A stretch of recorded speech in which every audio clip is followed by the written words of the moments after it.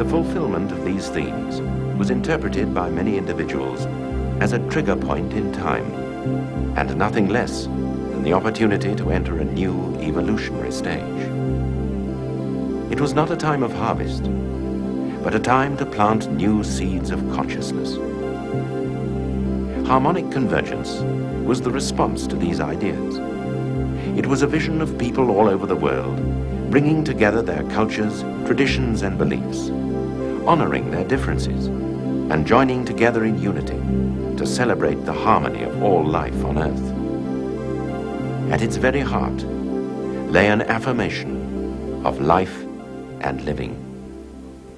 If Dr. José Argüelles, historian, artist, and writer, inspired the idea of harmonic convergence, it was consolidated by Jim Berenholtz, an expert on native cultures and traditions.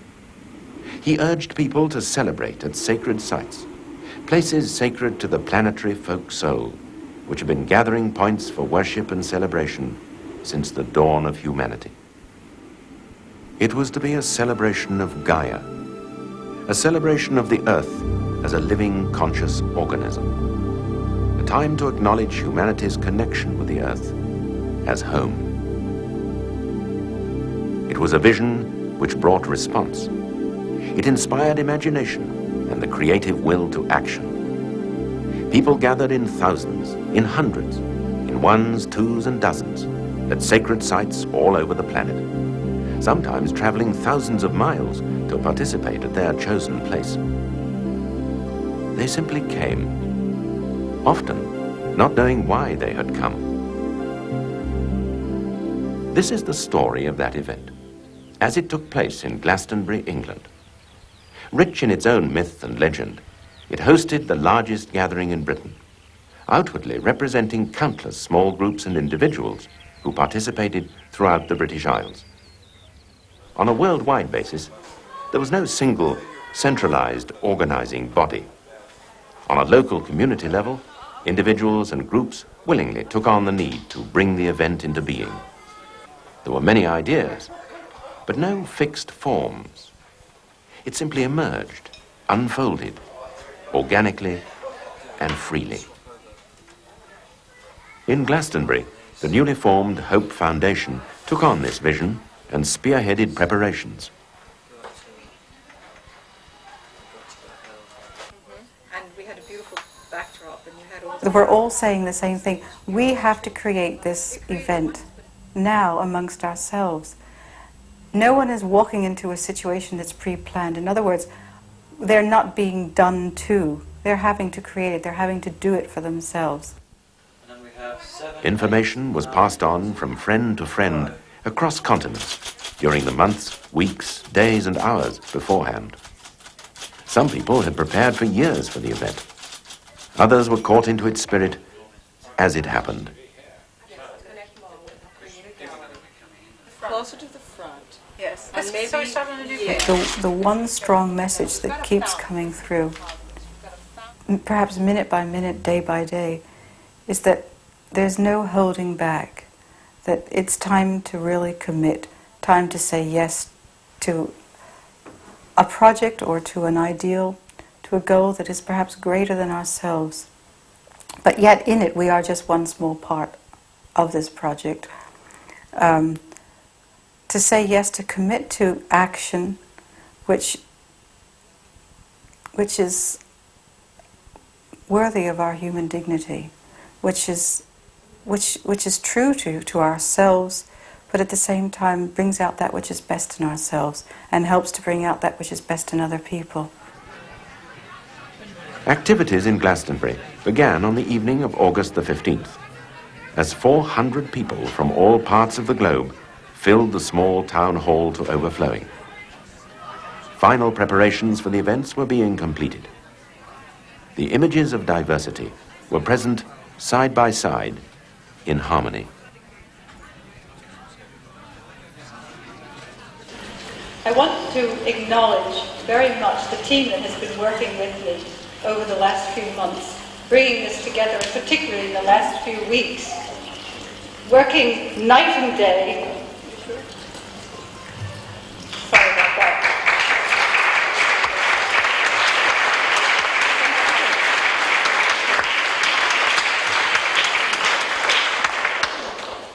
working night and day to put this event together. And even at the end of this night and day, we're still wondering what's going to happen. In truth, we really don't know altogether. I think we're going to create miracles upon miracles upon miracles. In fact, our coming together is a great miracle. We've come from many parts of the world to be here, to share. We've found a bed for most of you. If anyone doesn't have a bed, please let us know. We're doing very good jobs at finding places that don't exist. And the convergence really is so that we can teach ourselves how to love Earth as much as we love Spirit, a balance. This is really exciting. We have people here from so many nations, and some of the people that introduced themselves before really have a very funny accent. But we're all sisters and brothers, and we all have that one bond. We all believe in our souls. I remember a nice story about the great Carl Jung. This is authentic. It was heard by a great friend of ours who knew Jung well. And during a dinner party, she described how they got talking on the names of God. They came up with some rare, quite unusual Sanskrit name that none of them had. And the language expert among them puzzled over it and then said, you know, the nearest I can get to this would be the little phrase, something is happening. Something was happening. The something that is God moved gently.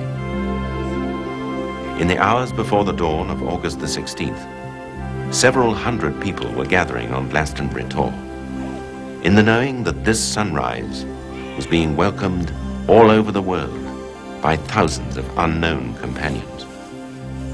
At El Tule in Mexico, Chartres Cathedral in France, the Great Pyramid in Egypt, on Mount Kailash, Tibet, Mount Shasta, California, the Mount of Olives, Israel, on Table Mountain, South Africa, on Ayers Rock in Australia, Machu Picchu in Peru, and Lake Titicaca, Bolivia.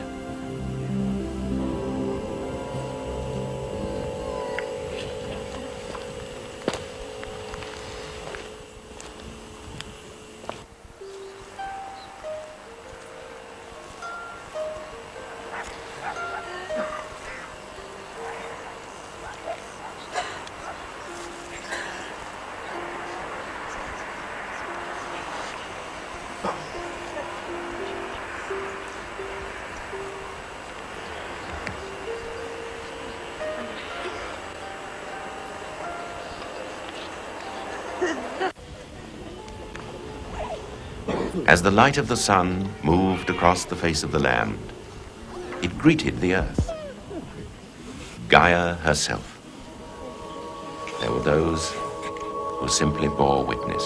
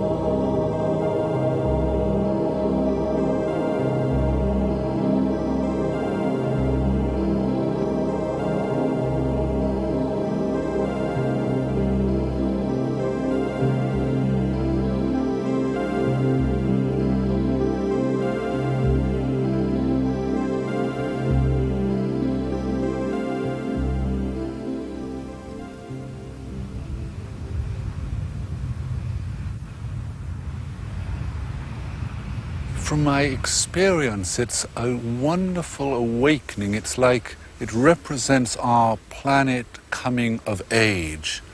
And the analogy I have is that when a yogi becomes evolved, he can move his consciousness right into his little cells and extend the whole of himself into conscious control of his cells, so the cells become alive. In exactly the same way, humanity is part of the awakening. We are part of the cellular consciousness of our planet. So it represents our planet yogically coming of age and extending her, because I feel our planet is both male and female, consciousness into humanity, so that it's our awakening and our world's awakening to taking the next step of her evolutionary destiny. And that is a great celebration. It's tremendously exciting.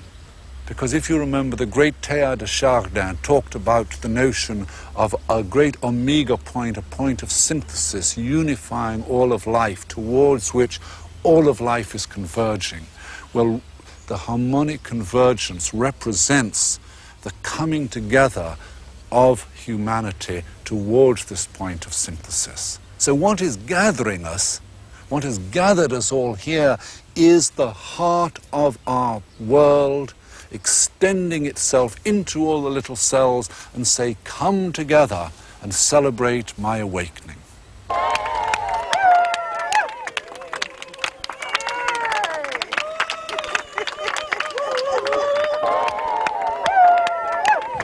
And I feel that it's a time when this earth, as a living body, as an intelligent being, which some of us are calling Gaia, and all life forms that dwell upon this earth are going to be vitalized and empowered in a way that allow each of us to fulfill our own divine will, our own destiny, with a greater grace, a greater beauty, a greater joy. I think the gratitude pouring out from this event worldwide, it's the celebration of thanksgiving, of gratitude, of recognition, will be such a force in itself that life will never be the same. I mean, some of us may find ourselves dramatically changed on the day. Other people in the world may, notice something's a bit easier in their life next week or the week after. But I think it's definitely a turning point in spiritual history. Nothing like this has ever happened before, where across many countries throughout the world, at exactly the same time, hundreds and thousands of people, sometimes just tens and dozens of people, have gathered together and have simultaneously stopped their normal daily routines. They've stilled themselves inside and just listened, meditated, and then radiated that message of love and peace and harmony to the world outside and to Mother Earth beneath them. They have deep within inside themselves a yes to life, a yes to a life affirmation. This, for me, is one of the key factors of harmonic convergence. More people that grow and open their hearts and their minds, the closer we get to world oneness. This whole event is so amazing that we have almost 100 million people throughout the world that are celebrating consciousness at this time. And all it is really love. We did very well.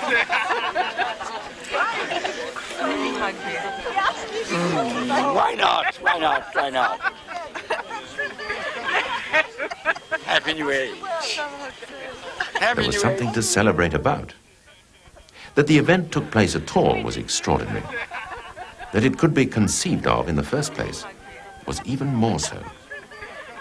A key factor was an openness to a change of consciousness, a consciousness which in essence is life-enhancing. It was a reaching within on a personal, individual level. Yet underlying this was a desire to contribute to change on a greater scale. It was an attempt to apply the theory of the 100th monkey, that if enough people learn something new, there's a critical point where the cup of learning spills over and becomes available to everyone. The ancient prophecies had called for 144,000 participants to fill the cup, 144 being the sacred number which represents the kingdom of peace.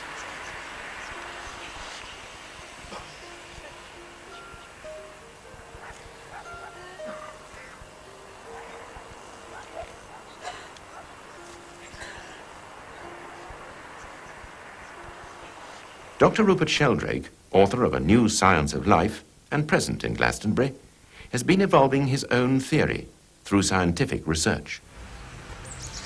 Morphic resonance is the idea that similar things influence subsequent similar things through space or time. So there's a kind of tuning in process. It means that a member of any species can tune in to past members of the species, and by tuning into lots of past members of the species, effectively draws upon a collective memory. And by the same token, each individual contributes to the collective memory of the species. Now, that, I believe, applies right through the animal kingdom, indeed right through the living realm, and applies to human beings as well. And it means that we have a kind of collective memory. Now, I'm not the first person by any means to say that. The psychologist Jung talked about the collective unconscious, and many other people have put forward similar views of a kind of collective human memory. Insofar as harmonic convergence is about a changing consciousness, then morphic resonance, the idea of morphic resonance would suggest that as some people change, then through going through that transition, it would make it easier for others to go through that same transition. It'd get easier to do just because other people have done it. And so there could be a kind of accelerating spread of such a change of attitude or consciousness. What I see is that what happens in our future from this moment is that we consciously create our future. How collectively and individually we envision our future and what steps we take to make that future happen will determine what happens. So I'm very optimistic that a response in the hearts and minds of millions of people all over the planet is being galvanized by the world crisis. Like, crisis is evoking response. So, if you like, crisis is the evolutionary trigger. Many millions of years ago, oxygen arrived on our planet, and oxygen was the great threat to life on Earth, and it seemed to be an enemy. But unicellular organisms couldn't relate to oxygen, so they had to come together into groups, into multicellular organisms. So a higher form of life emerged in response to that crisis. Out of multicellular organisms, a higher species emerged, still man. So what I'm suggesting is this crisis is an integral part of our evolution, and it's activating the response of a higher evolutionary impulse within every single one of humanity. So we're going to make it. If we're undergoing a new period of change and evolution of human consciousness, which we obviously are, I mean, leaving aside harmonic convergence and leaving aside the question of whether this change is happening on August the 17th or on some other date or over some more broadly defined period, the late 80s maybe, or the early 90s or something, it's perfectly obvious to everybody that humanity is undergoing a major change of consciousness. We're linked up as never before through communication systems. The planet is threatened as never before in many different ways. We're now aware as never before of many different cultural and religious faiths. And it's obvious that processes of social and economic change are accelerating all the time. The economy, for example, is sort of hurtling onwards in a way that nobody really understands. So all these changes seem to be going on. We're hurtling into an unknown future. And, of course, we've always hurtled into an unknown future, but the rate of change seems to be speeding up and up and up. And the question is, where will it all end, if it ever ends, or where's it all going? And that nobody knows. But it's obvious it's going somewhere. Some major changes are happening.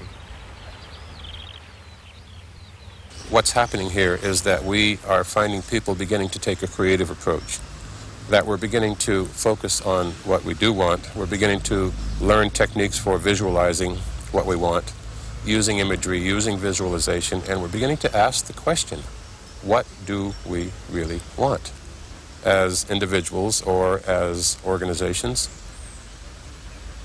as groups, as companies, as nations? What is it we want? And you know, it's there the work really starts. I feel that everyone will be so empowered by their realization of the community, the planetary community, by the direct, visible, physical sense of union and of great numbers, that it will now be much easier to go forward in the process of planetary healing, in taking the next 25 years to clean up all of the things we have put out of balance.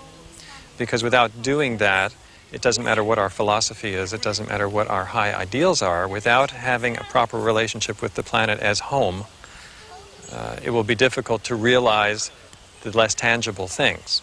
So we have to first of all take care of the physical body of the planet, and for me the word home has come to mean here on Mother Earth. And I think that this event marks something which José Argüelles has called the campaign for the Earth, which will keep us very busy. There's a lot to do. We will not run out of projects.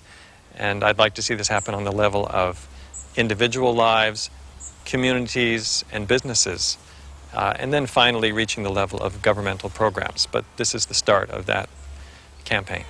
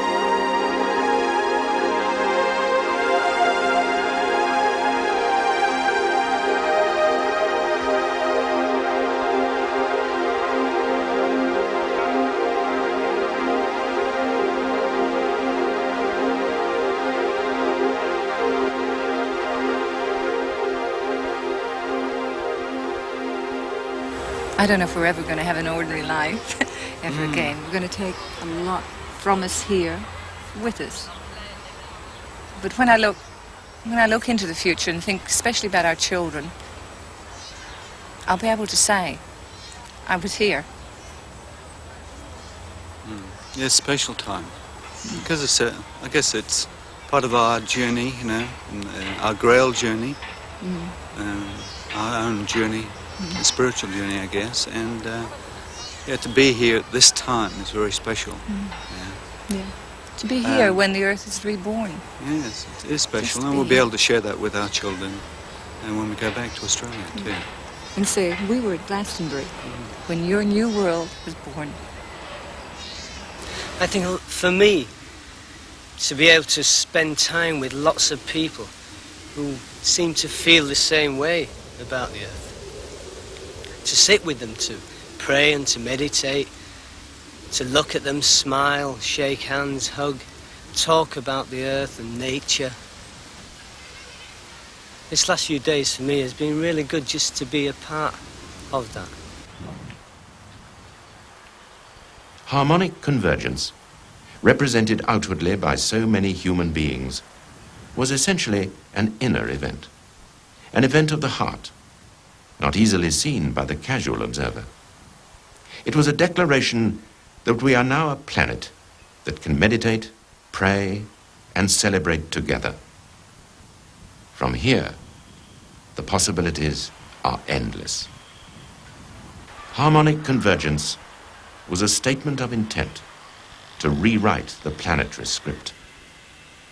The prophecies became self-fulfilling because people made them so.